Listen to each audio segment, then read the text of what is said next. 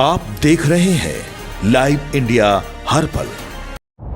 नमस्कार, live India में आपका स्वागत है। मैं सम्राट। केंद्रीय मंत्री ललन सिंह ने सीधे सीधे राहुल गांधी पर कई हमले बोले हैं और उन्होंने कहा है कि राहुल गांधी की मानसिकता जो है वो देश में अव्यवस्था फैलाने की है। केंद्रीय मंत्री राजीव रंजन उर्फ ललन सिंह ने कांग्रेस सांसद और लोकसभा नेता प्रतिपक्ष राहुल गांधी के बयान पर कहा है कि राहुल गांधी की मानसिकता है देश में अव्यवस्था फैलाने की। उन्होंने कहा कि गुजरात में जब चुनाव हो रहा था तब इस देश में किसका शासन था? यूपीए की सरकार थी। तो प्रधानमंत्री नरेंद्र मोदी ने कैसे चुनाव में चोरी की? राहुल गांधी और विपक्ष के नेता चाहते हैं कि ऐसे लोगों को इस देश में मतदान का अधिकार मिले जो इस देश के नागरिक नहीं हैं। कि राहुल गांधी जी की मानसिकता है देश को अव्यवस्थित करने का, देश में अव्यवस्था फैलाने का। अब कुछ जो बात वो बोलते हैं वो भी तथ्य से कोई मतलब उसका नहीं होता है। जब नरेंद्र मोदी जी गुजरात के मुख्यमंत्री थे और गुजरात में चुनाव हो रहा था, इस देश में शासन कौन कर रहा था? यूपीए की सरकार थी। तो मोदी जी कैसे चुनाव वहां वोट चोरी कर लिए?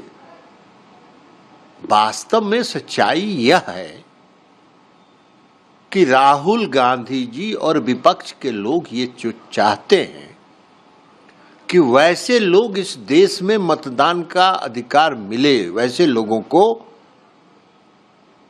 जो इस देश के नागरिक नहीं हैं। और उसमें जगह जगह अगल बगल के देशों से जो विस्थापित हैं उनको किसी न किसी प्रकार से इन लोगों ने वोटर लिस्ट बना दिया, वोटर बनवा दिया। अब ये चाहते हैं कि वो फर्जी वोटर जो हैं, जो इस देश के नागरिक नहीं हैं, वह भी वोट देने का उनको हक रहे। और इसी के लिए ये सारा ड्रामा घूम घूम के कर रहे हैं। अब बताइए ना, इनके साथ कौन घूम रहा है? इनके साथ घूम रहे हैं तेजस्वी जी, इनके साथ लालू जी गले गले मिल रहे हैं, जो इस देश में भ्रष्टाचार के प्रतीक माने जाते हैं। लालू प्रसाद जी मुख्यमंत्री रहते हुए चारा घोटाला जो हुआ उसके कारण उनको जेल जाना पड़ा और अंततोगत्वा न्यायालय ने फैसला से उनको सजा दे दिया। और एक नहीं, 5-5 मुकदमे में फैसला आया, सजा पाए हुए। लेकिन लालू जी जब दिल्ली में रेल मंत्री बने, यहां भी घोटाला करने से बाज नहीं आए। नौकरी के नाम पर गरीब लोगों का जमीन लिखवा ली। 2008 में मैंने ही कागज दिया था उस समय के तत्कालीन प्रधानमंत्री डॉक्टर मनमोहन सिंह जी को। तो भ्रष्टाचार आदतन है, जिसको आप कहते हैं ना कि कन्विक्शन। भ्रष्टाचार करना इनका कन्विक्शन है। और तेजस्वी जी हजारों करोड़ रुपया के मालिक बन गए और अब कहते हैं कि उस समय तो हम नाबालिग थे। अरे भाई, तो नाबालिग रहते हुए हजारों करोड़ के कहां से बन गए?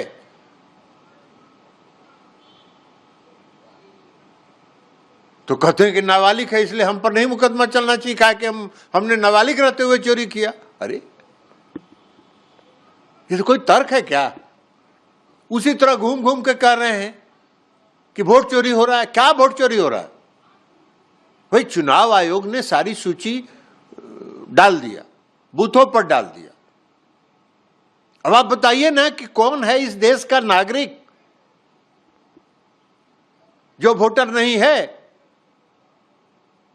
चुनाव आयोग ने सघन पुनरीक्षण का जो कार्यक्रम चलाया उसमें क्या कहा? कहा कि भाई, आप 11 विकल्प आपके पास हैं, इस 11 विकल्प में एक भी विकल्प आप जमा करके यह बताइए कि हम इस देश के नागरिक हैं।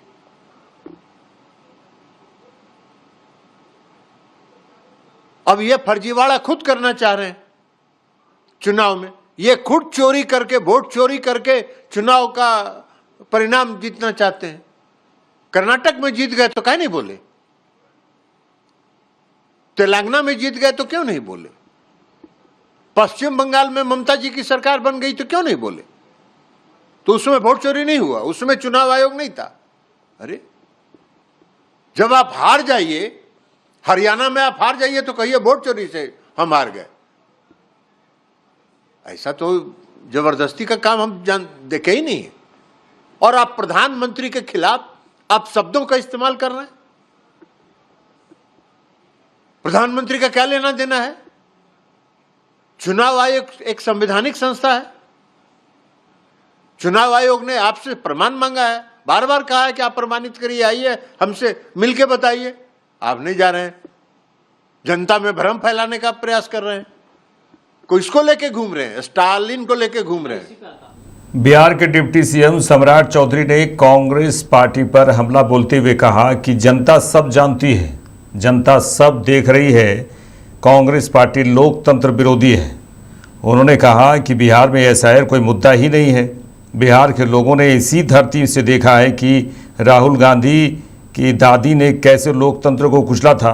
बिहार की जनता जानती है कांग्रेस पार्टी लोकतंत्र की विरोधी है।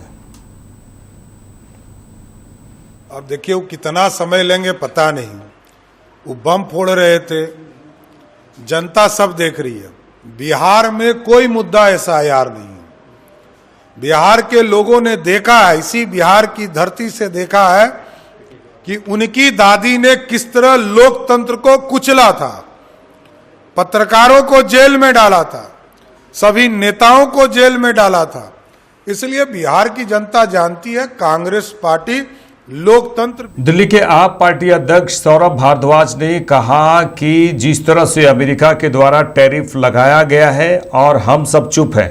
उन्होंने कहा कि अमेरिका भारत पर इस तरह से लगा रहा है टैरिफ जैसे वो कोई राजा हो और हम कोई दोषी हो और वे हम पर दंड लगा रहा हो। अमेरिका ने अब तक जिन जिन देशों पर टैरिफ लगाया, जैसे चीन पर 25% टैरिफ लगाया तो चीन ने उल्टा उन पर टैरिफ लगा दिया। वहीं अमेरिका ने हमारे ऊपर 50% टैरिफ और पेनल्टी लगा दी है, लेकिन हम अमेरिका के सामने चुप बैठे हैं। उन्होंने कहा कि हम प्रधानमंत्री से कहना चाहते हैं कि आप इस पूरे देश के आत्मसम्मान को ख़त्म कर रहे हैं। जितना टैरिफ अमेरिका ने हम पर लगाया है वापस उतना टैरिफ अमेरिका पर लगाइए, तब अमेरिका को समझ में आएगा। देखिए, टैरिफ तो अमेरिका भारत पर ऐसे लगा रहा है जैसे वो कोई राजा हो और हम कोई दोषी हो और हम पे दंड लगा रहा हो।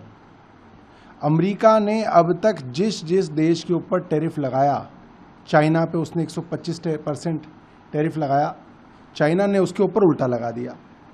अमेरिका ने यूरोप के कुछ देशों के ऊपर टैरिफ लगाया, यूरोप के देशों ने करारा जवाब देते हुए अमेरिका पर वापस टैरिफ लगा दिया और ट्रंप नीचे आ गए।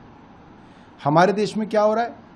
अमेरिका ने हमारे ऊपर 50% टैरिफ प्लस पेनल्टी करके हम पे लगा दी और हम अमेरिका के सामने जो है चुप बैठे हुए हैं, डरे हुए हैं।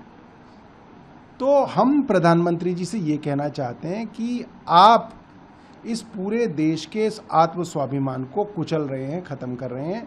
थोड़ी हिम्मत लाइए अपने अंदर, थोड़ी मजबूती लाइए और ट्रंप की आंखों में आंखें डालकर जितना टैरिफ अमेरिका ने हम पे लगाया है वापस अमेरिका के ऊपर आप उतना टैरिफ लगाइए, तब अमेरिका। कांग्रेस नेता इमरान मसूद ने कहा है कि अमेरिका के द्वारा जिस तरह से टैरिफ लगाया गया है असर तो पड़ रहा है, प्रभाव भी बहुत ज़्यादा भारत में पड़ता हुआ दिख रहा है। कांग्रेस नेता इमरान मसूद ने भारतीय वस्तुओं पर अमेरिकी टैरिफ के प्रभाव पर कहा कि इसका असर बहुत ज़्यादा पड़ रहा है। कम से कम 1.5 लाख लोग इससे प्रभावित हुए हैं, क्योंकि लकड़ी के हस्तशिल्प और लोहे के हस्तशिल्प सब अमेरिका जाता है। केंद्र सरकार को तुरंत सहायता देना चाहिए ताकि ये लोग बेरोजगार ना हो जाए। ऐसी स्थिति में हर ज़िले में जहाँ से कपड़ा, ज्वेलरी, लेदर का हो रहा है, बनाया जा रहा है, तो वहाँ प्रधानमंत्री मोदी का फैसला लेना चाहिए, प्रधानमंत्री नरेंद्र मोदी को, कि हमारे यहाँ इसका प्रभाव कम से कम हो। देखिए, बहुत एकदम ये सब कुछ हुआ है तो इसका असर बहुत ज़्यादा भयावह है। मेरे यहाँ तो कम से कम 1.5 लाख लोग सीधे इससे प्रभावित हो गए। चूंकि वुडन हैंडीक्राफ्ट, आयरन हैंडीक्राफ्ट का यहां से काम है और सारा अमेरिका जाता था। केंद्र सरकार को अब वहां पे लगातार वो दबाव बना रहे हैं कि हमें 20% की वो दो, कुछ लोगों के कंटेनर्स बीच में फंसे हुए हैं। तो केंद्र सरकार को इसमें तुरंत सहायता देनी चाहिए उन लोगों को, जिससे ये लोग बेरोजगार न हो जाएं। चूंकि 1.5 लाख लोग बिल्कुल हैंड टू माउथ आ जाएंगे और ऐसी स्थिति हर जिले में, जहां से ज्वेलरी का हो रहा है, जहां से कपड़े का हो रहा है, जहां से लेदर का हो रहा है, तो उसका इफेक्ट आएगा। कुछ जगहों पे, क्योंकि यूरोपियन यूनियन में कुछ जगह खुली हैं, उनको तो थोड़ा बहुत राहत मिल जाएगी, लेकिन हमारे यहां बहुत बुरी स्थिति होनी है। तो ये प्रधानमंत्री जी को इस वक्त फैसला लेना चाहिए कि अपने यहां इसका जो प्रभाव है वो कम से कम। बीजेपी सांसद रविशंकर प्रसाद ने बिहार में वोटर अधिकार यात्रा को लेकर कहा कि दोनों युवराज बिहार के लोगों का अपमान कर रहे हैं। दोनों युवराज वोटर लिस्ट के बारे में चर्चा कर रहे हैं कि वोट चोरी हो रहा है। क्या वे बिहार के लोगों का अपमान नहीं कर रहे हैं? वे एमके स्टालिन को यहाँ लेकर आए, बिहार में लेकर आए, जिन्होंने सनातन धर्म का अपमान किया था, बिहारियों का अपमान किया था। बिहार के मतदाताओं का अपमान अब नहीं सहा जाएगा।